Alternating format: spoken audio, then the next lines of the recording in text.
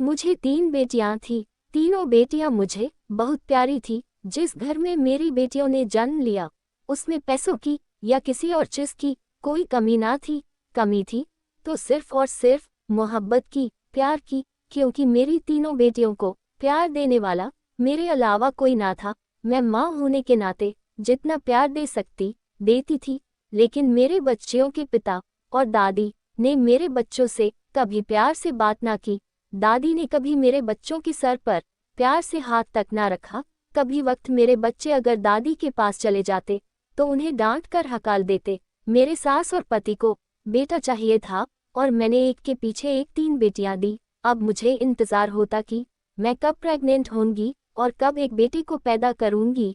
बहुत इंतजार के बाद जब मैं प्रेग्नेंट हुई तो मेरे सास एक दिन मेरे कमरे में आई और कहा कि अगर इस बार तुम्हें बेटा हो गया तो फिर तुम इस हवेली में रानियों की तरह राज करोगी। हर वह चीज तुम्हारे और तुम्हारे बेटियों के कदमों में डाल दी जाएंगी जिसकी तुम ख्वाहिश रखोगी, और अगर इस बार बेटा ना दे पाई तो अपना बोरिया बिस्तर समेटना और इधर से खामोशी से चले जाना। अपने सास के चेहरे को गौर से देखने लगी। उनके चेहरे पर कहीं भी हमदर्दी न थी, ना मुझसे ना मेरी बेटियों से। तब मैं अपनी सास से बोली, मैं कहाँ जाऊंगी, ना मेरा कोई भाई है और माँ, मेरी माँ पिताजी इस दुनिया में नहीं है।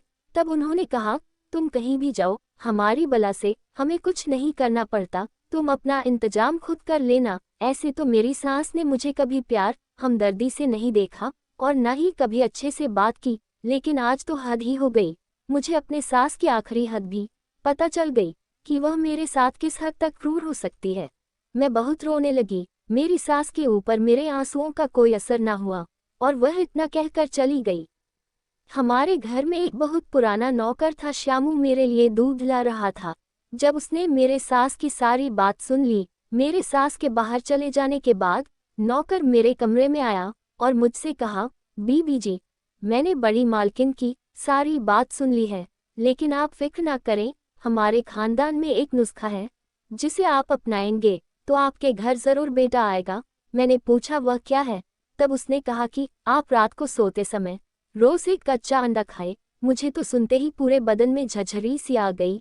कच्चा अंडा और मैं, लेकिन जब आगे खाए और पीछे कुआ हो तो इंसान हर वह काम कर लेता है जो उसने ख्वाबों ख्यालों में भी नहीं सोचा। तो मैंने अपने नौकर की बात मानी और रोज रात में एक कच्चा अंडा खाने लगी। मैंने श्यामू से कह दिया था कि अगर मैं ना ले सकी तो तुम मुझे दूध के साथ एक कच्चा अंडा लाकर दे दिया करो। यह सब बातें मेरे पति को मालूम ना थी। एक दिन उन्होंने श्यामू के हाथ में अंडा देख लिया। तब मुझसे पूछा, अंडा क्यों? तब मैंने कहा कि माँ ने कहा है कि रोज एक उबला हुआ अंडा खा लिया करो। तब मेरे पति ने मुझसे कहा, खाने पीने से कुछ नहीं होता, अगर जिंदगी संवारना है तो एक बेटा देना होगा। जब मैं अपने पति का मुंह देखने लगी, मुझे अपने पति से कुछ तो उम्मीद बाकी थी, लेकिन इस जवाब के बाद मुझे अपने पति से कुछ भी उम्मीद ना रही। उनके चेहरे पर भी कोई मलाल ना था मुझे छोड़ने का। उनके लिए तो मैं एक बच्चा पैदा करने की मशीन थी। फिर मेरे 9 महीने कंप्लीट हो गए। यूं तो मेरी डिलीवरी घर में ही कराई जाती थी, लेकिन दाई ने कहा कि इस बार बहुत ज्यादा कॉम्प्लिकेशंस है, माँ और बच्चे की जान को खतरा है, तुम्हें इसे हॉस्पिटल ले जाना ही होगा। तब मुझे हॉस्पिटल ले जाया गया। फिर मैंने बच्चे को जन्म दिया। बच्चे को देखकर मेरे पैरों तले जमीन खिसक गई, क्योंकि वह फिर एक बेटी थी। तभी एक औरत दूसरे दरवाजे से आई और मुझसे कहा कि अपनी बेटी मुझे दे दो और यह बेटा मेरा रख लो, क्योंकि मुझे 4 बेटे हैं और मैं 5वां बेटा तुम्हें दे देना चाहती हूँ।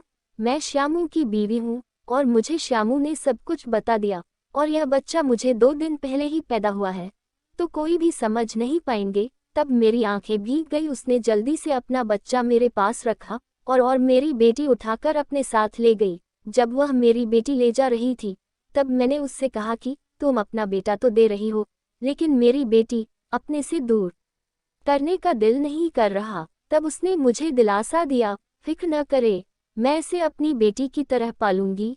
फिर वह चली गई। डॉक्टर की तरफ मैंने देखा। तब डॉक्टर ने मुझसे कहा कि तुम फिक्र ना करो, मैं यह बात किसी को नहीं बताऊंगी। आज के इस दौर में भी ऐसे लोग मौजूद हैं और हर दूसरे दिन मेरे पास ऐसे कई केस आते हैं, मैं किसी को भी नहीं बताऊंगी। फिर डॉक्टर ने मुझे नॉर्मल रूम में शिफ्ट कर दिया।